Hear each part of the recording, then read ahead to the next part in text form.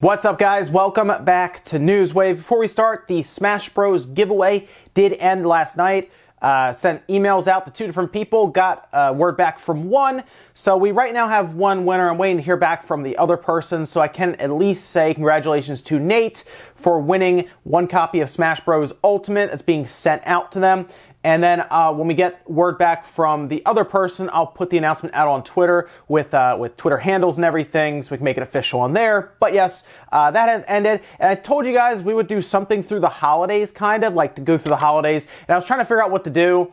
And I figure what we'll do for a giveaway is we'll give away a game console, so that way you can, I guess, get a game console and get some games and stuff throughout the holidays. That'll run through to the first week of January, and that'll give people time to, if they get a certain system for Christmas, they don't get, I guess they don't accidentally get 2 of the same systems. That'll give you time, obviously, after the holidays. Maybe you get like an Xbox or something, and you're like, oh, I want a PS4, you can pick that. But that is actually starting up today. It's down in the description and everything. You could enter there. And I'll let you guys know, hopefully by Saturday, hopefully by tomorrow, we have the other person gets back to me about Smash. Otherwise, if I don't hear back from them by Sunday, we'll say, I'll probably pick again and we'll send an email out until I get word back. But so far, congratulations to Nate. And we did have, of course, situation last night with Game Awards. No Metroid. Did a video for that last night, so you can check that one out, talking about my thoughts on that. But we did have a lot of good announcements, so I wanted to go over that and not be necessarily overshadowed by Metroid, the whole situation there. And that's why I made a video last night for it, so you can check that one out if you're curious about that whole thing. But we're going to go over the Video Game Awards because there were a lot of good announcements. We'll also talk briefly about the Game of the Year winner at the end of this as well, to go over all of that, because I was pretty happy to see the game that won that. We're going to start, though, before we get into that, with some quick news. It was technically part of the Game Awards because they kind of had an interaction between Jeff and Phil Spencer, which I thought Phil Spencer was going to announce something and he didn't.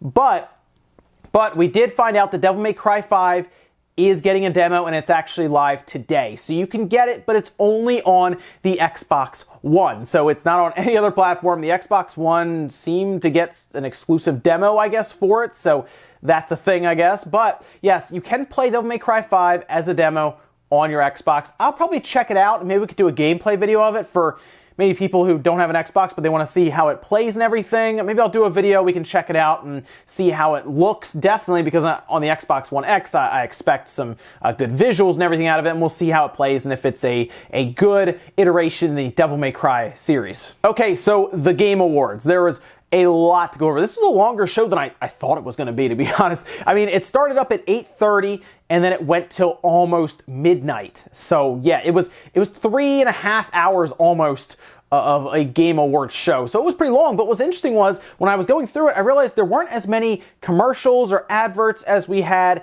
in the past few years. It was more streamlined, and maybe they in more product placement. Maybe they just got money from some of the, I guess, some of the premieres. Who knows? But they seem to not have as many like in-your-face ads. There was no chic Hydrobot there, right? It was pretty straightforward, but a lot of announcements. And one thing that was pointed out, and people started to really realize this, the Epic Game Store had launched, and it like just launched during the Game Awards. It like announced it there, and then several games, indie games, some bigger ones even, were launching on the Epic Store. So I don't know if this is a strategy that Epic is kind of putting out there, is to just pull in more people, possibly by buying exclusives to it so that they come to their platform. Obviously, way more friendly at an 88-12 split as opposed to Steam's supposed 70-30 split. And they also don't have to pay any kind of licensing on the Unreal Engine 4 if you're in their shop using Unreal Engine 4. So there's already a lot of incentive to go there, but a lot of games were announced. So keep that in mind going forward, that you might see Steam and Valve maybe sweat a bit if market share starts to get kind of pulled away. But the first real announcement that we're going to go over is Far Cry, because yes, Far Cry New Dawn is coming. It's actually coming out February 15th for $39.99. So it's not a full-fledged $60 Far Cry game. It's more in the lines of, if you remember Far Cry Blood Dragon, where it's kind of a spin-off. This one is a direct sequel, apparently, to Far Cry 5, but I guess they're touting it more as a spin-off that's not as massive as kind of like what Far Cry 5 was. But it looked kind of interesting. It's a post-apocalyptic Far Cry, but it was very colorful, almost to kind of symbolize that it is quite a bit after when there was, I guess, just nukes dropped and everything. So it looks interesting. I'll be checking it out. Again, that's coming out February. That's about right for when Far Cry launches in the year. So it looked pretty cool. We also found out that Ashen is out on the Xbox. They did one of those stealth releases. We kind of talked about that in the news wave the other day, where Ashen had their store listing put up online, and we started to speculate that it was going to be a stealth drop, just kind of show up and boom, Ashen is out. It actually went live pretty much right before the Video Game Awards went on. And it also hit Game Pass. So on Xbox, you can get it on Game Pass, which I don't know if that's a Play Anywhere title, where if you get it on the Xbox, you can also get it on the PC. But it is on Game Pass, and Game Pass is going to the PC anyway. So if you have an Xbox, you can literally, and you have Game Pass, you can just go get Ashen right now, which is really cool to hear. I'm actually downloading it currently as well while I'm shooting this, and I have Smash I have to play as well. So a lot of stuff going on over here, but Ashen's one I really wanted to check out. There were some pretty big surprise announcements. We're going to talk about one big surprise right now that no one saw coming. Jeff even said this before the trailer and the world premiere went live. Marvel Ultimate Alliance 3. That's a thing, and it's an exclusive to the Nintendo Switch, which is another big shocker, and it's being done by Team Ninja. Yeah, all this stuff, right? Team Ninja, Marvel Ultimate Alliance 3, exclusive to the Switch. Who saw all of that coming, right? That was an interesting thing to really kick off. It was very early in the show as well. I really like the Marvel Ultimate Alliance series. I played 2 a lot. I even played the first one back on the original Xbox, and it was really, really good. I mean, you could sit down with 3 other friends and just play through, had like the action RPG elements, and it was just a really fun game. So Marvel Ultimate Alliance 3, that was one of the big announcements for me personally. I saw it and I said, yep, I'm in for Marvel Ultimate Alliance 3 day one. It looks to be a 2019 title, so that's something we can look forward to. 2019 was already getting stacked for the Switch, but we're going to keep reading down this list because there's more. We had also talked about some teasing going on for Crash Team Racing. That was announced here, June 21st, 2019, going to the PS4, the Xbox, and the Nintendo Switch. Again, another third-party game that is going to all platforms, including that Switch. Remember, we just saw the Spyro Collection come out, and it was only on Xbox and PS4, whereas now this is coming out on all platforms, including the Switch. So it seems like some developers maybe are starting to catch up with that dev cycle to the Switch. And to see Crash Team Racing, by the way, I was really excited. Again, they're touching on these games that I really liked playing back in the day. Crash Team Racing was, of course, on the PlayStation 1. Played it all the time at my friend's house because they had a PS1 and I ended up getting a PS1 later on in the life cycle when they had the slim PS1.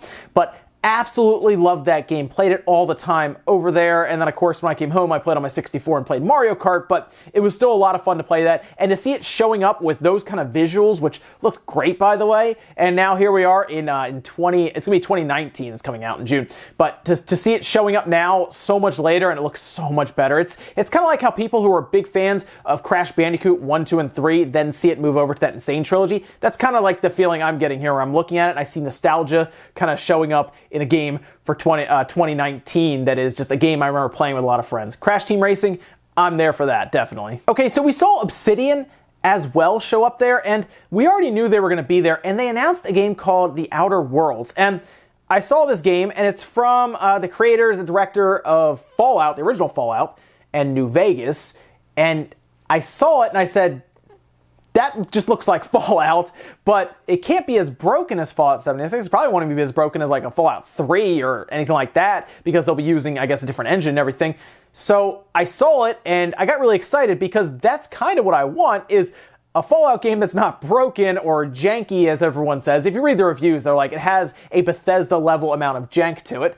I'm hoping that's not the case here, but from the little amounts that we saw, it looked like it was going to be a very similar type of game to Fallout, maybe a bit more action-y, but it's going to hopefully be a better version of Fallout, if that makes sense. Either way, I mean, definitely benefit of the doubt to the people who worked on the original Fallout and everything, so yeah, let's see what they got. I guess that's also coming next year. Also, Dragon Age was shown, I guess. They didn't even put a title into any of that stuff. They just showed this very quick, it had to have been like 20 seconds of just like a map, and it was kind of scrolling around, and that was it.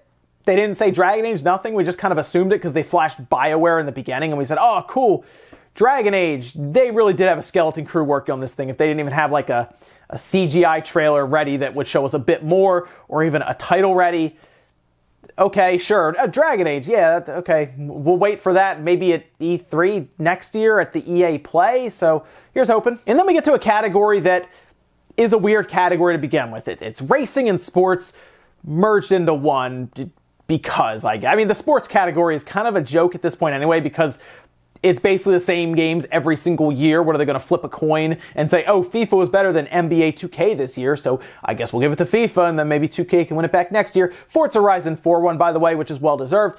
But Ed Boon came out, and instead of just immediately telling us who won, they immediately dropped the trailer for Mortal Kombat 11. We talked about a rumor wave that was based on that 4chan leak that talked about Mortal Kombat 11 being there, and it was there, and it does appear to be an Unreal Engine 4. Now, the reason I say that is because this game, which seemed to surprise a lot of people, is coming to the Switch. It's going to the Xbox One, the PS4, and the Switch. I'm not sure about PC or anything. We just know about those consoles. But yeah, it looked really cool, by the way. They had Raiden and Scorpion fighting back and forth, and Raiden beats Scorpion, and Raiden gets beaten as well. And they're going to have like a full event coming up. And it's actually launching April 23rd. Yeah, so it's not even that far out. And now again, I do talk about how Mortal Kombat is a good one to launch earlier in the year. April 23rd, though. Again, PS4, Xbox One, Switch. I told you guys, I think these developers are starting to kind of catch up to the Switch now with their dev cycles, and I think Mortal Kombat 11 is a prime example of that. Of course, though, they are using Unreal Engine 4, upgrading from Unreal Engine 3 that we saw with Mortal Kombat X, or Mortal Kombat 10 at this point, or Injustice. So whenever the next Injustice game is going to show up, it'll look really good as well. But I want to see full-on actual gameplay of people playing with a controller, because while it seemed to flash between gameplay and CG at times, we can't really be too sure until we get actual gameplay. But we don't have to wait much longer. Again, it's coming out in April, and at that point, you can pick what system you want. Maybe you'll even get it on the Switch and the PS4, or the Switch and the Xbox One, because one you can travel with and practice with, and then you can come home and sit down on the big screen if you want on 4K or whatnot with the Xbox and play there. I was also surprised Psychonauts 2 was shown off, and the reason I say I'm surprised, Starbreeze is having some serious issues, and I know they did some crowdsourcing through Fig with investors, but Starbreeze is attached to this thing, and they are having some serious trouble. They just apparently had their offices raided. They had some serious issues with a recent game that they brought out, was Overkill, and they had to do some restructuring. So I hope they get Psychonauts 2 out, as it appears to be coming in 2019, because I don't want to hear about that game getting canceled because of Starbreeze's issues. But they at least showed off a trailer, and they said 2019, so here's hoping it's actually coming out in 2019. Okay, so while we didn't have a Metroid game announced in the form of Metroid Prime Trilogy or another look at Metroid Prime 4, Nintendo still showed up there, and they showed up with what was probably the biggest surprise of the night, just overall, I would say, looking at it. Like, looking down the card here, and I see everything, no one saw this coming, like, at all. I mean, Marvel Ultimate Alliance 3 is a pretty big surprise, but this is a surprise because it has implications outside of the game that was announced. Because Persona 5 is crossing over with Super Smash Bros. Ultimate. Joker from Persona 5 is the first DLC character for it in the Smash Pack or Brawler Pack or whatnot. He's the first character. Now, it's clear that they don't have really any development done for it because they didn't show any in-game footage of it. They showed basically a cutscene that they created, I guess, for it. This is interesting because Persona 5 is known as a PlayStation title, right? I mean, it's on the PS3, it's on the PlayStation 4, that's kind of it. Sure, they have like Persona Q2 and stuff on the 3DS, but Persona 5 is a PlayStation game. And now we're getting a crossover. It's kind of like that moment with Cloud showing up, but maybe even more unexpected. I mean, seriously, they have the song, of course, last surprise, you never see it coming, but I don't think any of us saw this one coming. And honestly, if this is the first announced DLC character, like, what else is possible here? Because I thought they would have maybe played it safe with some of this DLC, but Sakurai, he's out there pulling strings and he's getting characters, so who's really off the table here? And then Game of the Year went to Red Dead. I'm just kidding, went to God of War. I couldn't believe it. When they said God of War, I was so excited because I really wanted God of War to win, and I was concerned that Red Dead Redemption 2, I don't think is a better game than God of War, but I thought the popularity of it coming out like recently, as opposed to God of War coming out much earlier in the year, would have hurt God of War's chances. But no, God of War took Game of the Year, and I think it's well deserved. Red Dead Redemption 2, I think, is obviously a great game, but I do think it has some problems with controls, and the online wasn't that great, but the narrative was good, and trust me, Red Dead Redemption 2 still won an obscene amount of awards, but it didn't win Game of the Year. That went to God of War, so I'm very happy for Cory Barlog and the team at Santa Monica, because they did a great job on the game, and that's the one I really wanted to win. I thought it deserved it the most, and it did. So it was really cool to see that kind of cap off the night. But I guess that does wrap up gaming for 2018. That's the awards show. The cutoff has happened. I guess Smash will fall into next year's Game Awards and anything else that comes out from here on.